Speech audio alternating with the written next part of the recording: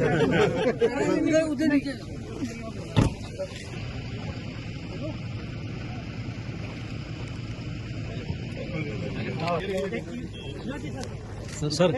आपकी साइड आ जाए सर, पीछे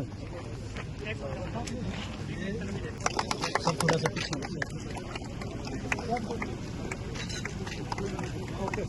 कुरुक्षेत्र के स्योंसर जंगल में सरस्वती जलशय जैव विविधता वाटिका और जंगल सफारी का मुख्यमंत्री नायब सिंह सैनी ने किया शिलान्यास।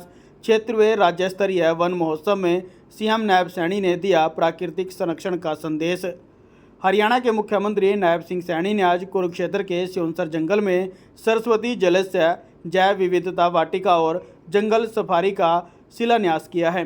वहीं मुख्यमंत्री नायब सिंह सैनी ने राज्य स्तरीय वन महोत्सव कार्यक्रम में प्राकृतिक संरक्षण का संदेश दिया है। हरियाणा के मुख्यमंत्री नायब सिंह सैनी ने आज मीडिया को जानकारी देते हुए कहा कि प्राकृतिक और पर्यावरण का संरक्षण केवल एक सरकारी पहल नहीं बल्कि हर नागरिक की जिम्मेदारी है। आधुनिक विकास की रफ्तार के बीच हमें यह नहीं भूलना चाहिए कि जीवन का आधार वनों और पेड़ों से ही है। इस राज्य स्तरीय वन महोत्सव में आज हम यहाँ पर उपस्थित हमारे सभी अधिकारीगण, हमारे बुजुर्ग और भाई बहन भारी संख्या में उपस्थित हैं।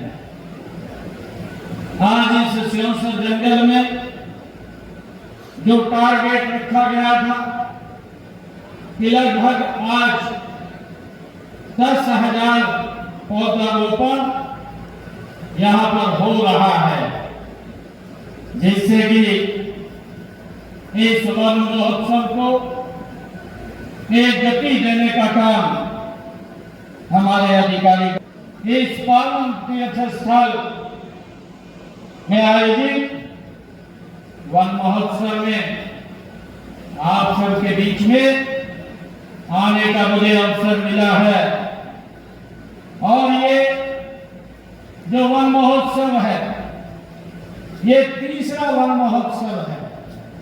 हमने सबसे पहले इसकी शुरुआत मोरनी से की। मोरनी में राज्य स्तरीय वन महोत्सव का कार्यक्रम आयोजित हुआ है और उसके बाद कालेश्वर में राज्य स्तरीय वन महोत्सव का कार्यक्रम आयोजित किया है और आज यहाँ स्योंसर में ये वन महोत्सव का राज्य स्तरीय कार्यक्रम का आयोजन हो रहा है। और इसी बीच में जो गुरुग्राम के हमारी शिवालिक की पहाड़ियां हैं, उन पहाड़ियों पर भी एक जंगल सफारी बनाने का निर्णय किया है। वहां पर भी पौधारोपण का कार्यक्रम हुआ है।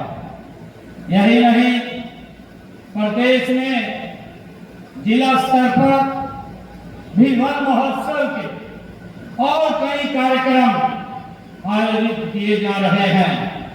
इन कार्यक्रमों में हमारे स्थानीय लोग और स्कूलों के विद्यार्थी, कॉलेजों के विद्यार्थी बढ़ चढ़ करके भाग ले रहे हैं। यह महोत्सव केवल एक कार्यक्रम नहीं बल्कि प्रकृति के प्रति हमारी कृतज्ञता है, हमारे दायित्व और आने वाली पीढ़ियों का खुशहाल भविष्य सुनिश्चित करने के लिए हमारे संकल्प का ये प्रतीक है।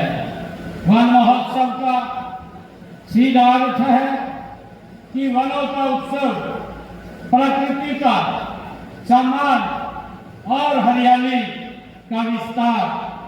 यह महोत्सव हमें याद दिलाता है कि हम पेड़ सिर्फ लकड़ी का स्रोत नहीं बल्कि ये जीवन का आधार है। पेड़ों के बिना न तो स्वच्छ हवा मुमकिन है, न पर्याप्त वर्षा, न ही धरती पर जीवन की निरंतरता। साथियों, आज मुझे खुशी है कि आज मैंने यहाँ इस स्योंसर के इस पवित्र भूमि पर यहाँ सरस्वती आर्द्र भूमि जलाशय का शिलान्यास किया है। सरस्वती पार्वण एवं जैव विविधता संरक्षण वाटिका का भी आज शिलान्यास हुआ है और सरस्वती जंगल सफारी का भी आज यहाँ शिलान्यास हुआ है। आज ही मैंने ऐसी पवित्र भूमि से त्रिफला पुस्तिका का भी विमोचन किया गया है। आयुर्वेद में त्रिफला को कायाकल्प करने वाली औषधि ये कहा गया है। मित्रों, मुझे खुशी है कि आज जलवायु परिवर्तन दुनिया की ये सबसे बड़ी पर्यावरणीय समस्याओं में से ये एक है। बेमौसम वर्षा का होना, गर्मी का अधिक होना हमें सबके लिए ये चिंता का एक बड़ा विषय है। इसका सबसे बड़ा कारण है कि वनों के अधीन क्षेत्र का घटना हम देखते हैं कि पिछले दिनों में लगातार आते हुए के समस्या के निदान के लिए हमें प्रकृति से जुड़ना होगा। ये संकल्प हमें लेना होगा कि आज जो हमने इस संसद जंगल में 10,000 पौधे ये लगाने का लक्ष्य यहाँ रखा है, इससे हमारी प्रकृति भी हरी भरी होगी। ये मेरे लिए बड़ी खुशी की बात है और अधिक से अधिक पौधा रोपण ये हमें इसके साथ जुड़ करके करना होगा ताकि हमारी प्रकृति का जो जलवायु परिवर्तन है, दुनिया की सबसे बड़ी ये पर्यावरणीय समस्या है, इससे निजात मिल सके।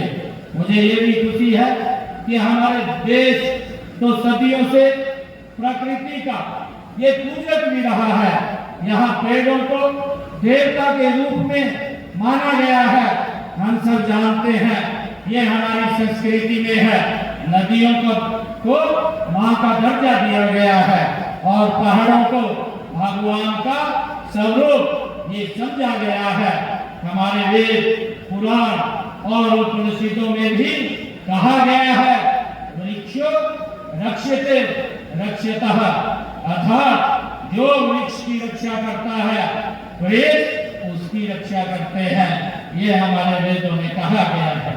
मित्रों, आज जब हम आधुनिकता की दौड़ में तेजी से आगे बढ़ रहे हैं तो वन महोत्सव हमें इसी बात की ये याद दिलाता है कि विकास की अंधी दौड़ में हम प्रकृति का शोषण न करें बल्कि उसके साथ मिलकर हमें रहना होगा। और जब हम एक पेड़ लगाते हैं तो हम एक स्रोत रोपित करते हैं, हम जीवन का एक स्रोत हम रोपित करते हैं, एक नई उम्मीद पैदा करते हैं। साथियों, पेड़ों के महत्व को समझते हुए हमने वृक्षारोपण के कई अभियान वो चलाए हैं और उनके फलदायी परिणाम भी देखने को मिल रहे हैं। हमने वन क्षेत्रों को बढ़ाने के लिए कई योजनाएं वो चला रखी हैं। देश के यशस्वी प्रधानमंत्री आदरणीय नरेंद्र मोदी जी ने 5 जून 2024 को विश्व पर्यावरण दिवस के अवसर पर दिल्ली में बुद्ध जयंती पार्क में पौधारोपण करते हुए एक पेड़ मां के नाम एक अनूठा अभियान की शुरुआत देश के यशस्वी प्रधानमंत्री नरेंद्र मोदी जी ने की है। मुझे खुशी है कि हमने एक पेड़ मां के नाम के पहले चरण में हरियाणा में 1 करोड़ 60 लाख पौधे लगाने का लक्ष्य रखा था। हमने उस लक्ष्य को पार करते हुए 1 करोड़ 87 लाख पौधे हरियाणा के अंदर लगाने का काम ये हमारी सरकार ने किया है।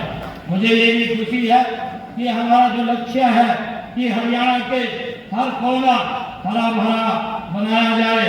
हम केवल पेड़ नहीं लगा रहे हैं, हम जीवन लगा रहे हैं। मुझे ये खुशी है हम हवा को शुद्ध करने वाले ये फिल्टर लगा रहे हैं। जो यह वातावरण इतना प्रदूषित हुआ है इस वातावरण को शुद्ध करने का ये काम कर रहे हैं। हम उन जड़ों को मजबूत कर रहे हैं जो हमारी धरती को बांध कर ये रखते हैं और उसे बंजर नहीं होने देते हैं। हमने इस साल 5 जून को विश्व पर्यटन दूसरे चरण की शुरुआत में ये लक्ष्य लिया है कि अब की बार हरियाणा प्रदेश के अंदर हम 2 करोड़ 10 लाख पौधे वो लगाए जाएंगे। और मुझे खुशी है ये जान करके कि हमने जब इसका शुभारंभ किया था, जब हमारी सरकार 2014 में ये हरियाणा के अंदर बनी थी, 2014 से लेकर के आज तक हमने निरंतर बिना रुके हरियाणा के अंदर 18 करोड़ पौधे हमने लगाए हैं। हमने शहरी वानिकी को बढ़ावा देने के लिए भी विशेष योजनाएं ये शुरू की है ताकि शहरों में भी हरियाली बढ़ाई जा सके। इसके साथ ही हमने अवैध कटाई को रोकने और वन्य जीवों के संरक्षण के लिए कड़े कदम भी हमारी सरकार ने उठाए हैं। वन विभाग को इस दिशा में और अधिक सक्रिय होने के निर्देश भी दिए गए हैं। हमने वनों और वन्य जीवों के प्रति समाज को संवेदनशील बनाने के लिए कलेश्वर में हमने जीप सफारी व बच्चों के स्टडी टूर आदि की व्यवस्था भी हमने वहां पर की है। हमने दक्षिणी हरियाणा, जिसका मैंने जिक्र किया है कि हरित अरावली कार्य योजना का भी मैंने पिछले दिनों दादरी के अंदर उसका शुभारंभ किया था।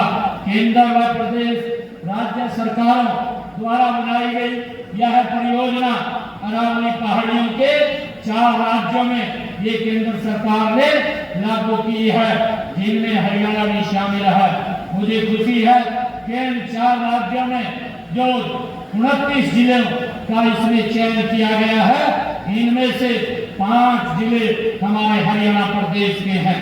साथ ही मुझे खुशी है कि हमने ये बताते हुए अभी जिसके ऊपर हमारे अधिकारी गण ने भी चर्चा की है कि हमने हरियाणा प्रदेश के अंदर जो पेड़ों की सुरक्षा और उनकी सुरक्षा के लिए हमारी सरकार कटिबद्ध है। हमने ये निर्णय लिया था कि 75 साल से अधिक आयु के वृक्षों के प्रति कृतज्ञता व्यक्त करते हुए हमने प्राण वायु देवता पेंशन की ये शुरुआत की थी। इस योजना के तहत जिन पेड़ों की आयु 75 साल से ज्यादा है, ऐसे हमारे पेड़ों के वृक्षों के रख रखाव के लिए हमने 3000 रुपए प्रति वर्ष पेंशन देने का भी ये पहली बार हरियाणा प्रदेश के अंदर ये प्रदान किया है। और मुझे खुशी है इस प्राण वायु देवता जो योजना का शुभारंभ हमने किया है, इस योजना के तहत हरियाणा प्रदेश के अंदर 3800 वृक्षों के संरक्षकों को जो उनकी देखरेख करते हैं, उनको देखते हैं, उनके खाते में हमने 1 करोड़ रुपया पहुंचाने की राशि का भी काम किया है। हमने यह सुनिश्चित करना होगा। मित्रों, हम सब जानते हैं कि हर साल लगाए गए पौधों की सुरक्षा की जाए। बड़ी खुशी है कि वन विभाग द्वारा लगाए गए पौधों के संरक्षण के लिए आधुनिक तकनीक का भी प्रयोग किया जा रहा है।